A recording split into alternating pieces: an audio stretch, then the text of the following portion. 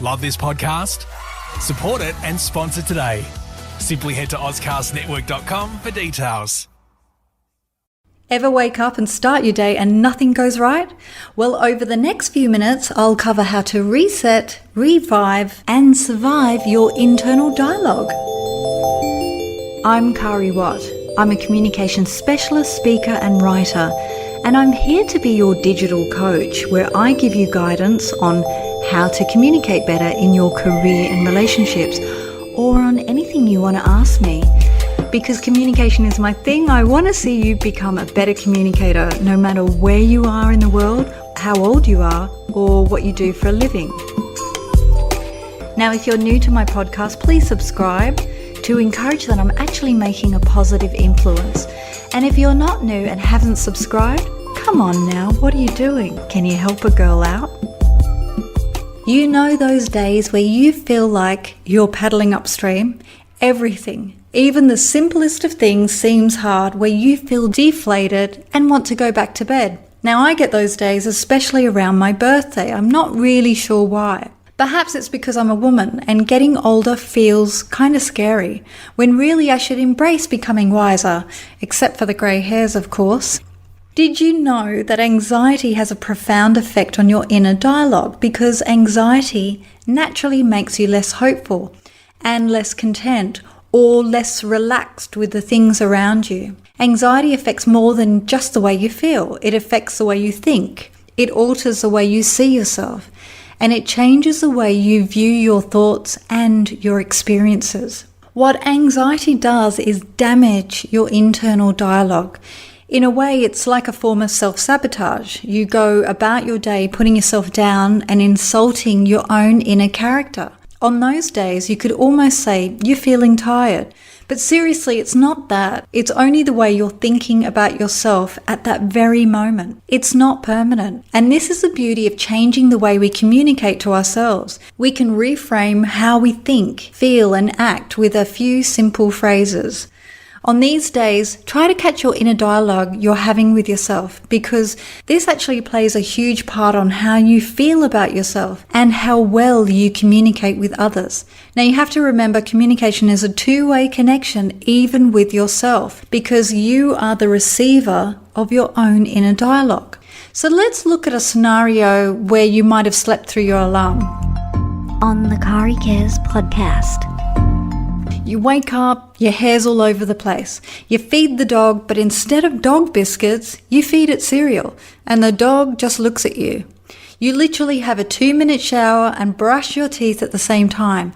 Whilst you're putting on your clothes, you're dashing to put on your makeup, but you end up with eyeliner across your face, or it's wonky, or you forget to put mascara on. And as you rush out the door, you stub your toe. But when you get to the bus stop, you realise you've left your bus pass on the bed at home. You're so busy rushing around that nothing you do actually benefits you or your day. As you rush back home, you trip over the dog, and what's the first thing other than a swear word that you say to yourself? You might say, "I'm an idiot." Then you race back for the bus and you've missed it by a few seconds. Already the inner dialogue has gone from slightly negative to completely erratic. The internal dialogue gets more and more negative. You start to ask yourself, Why? And you question everything during the day. Now, this pattern has begun and there's no turning back, but the pattern has to stop.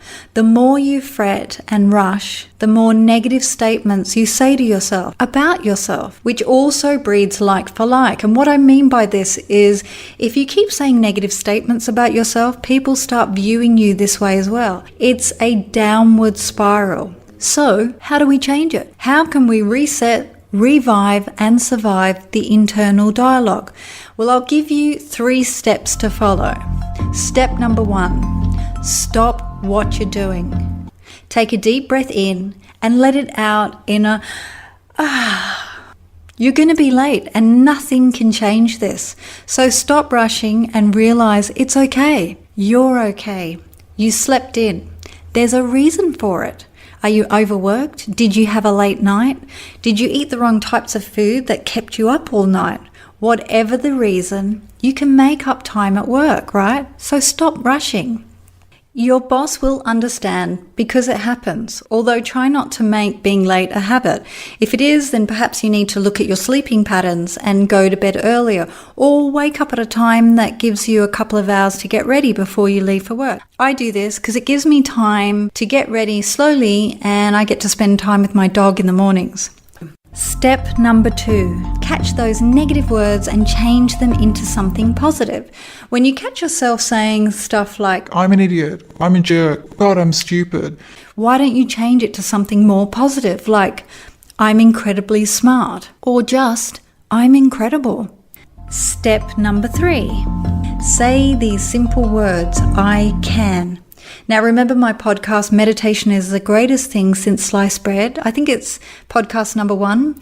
There's a simple mantra in it that instantly gives yourself permission, communicating to your brain and body that you can achieve the things and everything becomes easier and calmer. Now, I go more into detail about the non-verbal inner dialogue in one of my online courses. If you want to know more about this, please get in touch via LinkedIn, Facebook or Twitter and send me a private message with the Kari Cares podcast. I can certainly send you some information and you'll get a little bonus for listening to my podcast. On the Kari Cares podcast.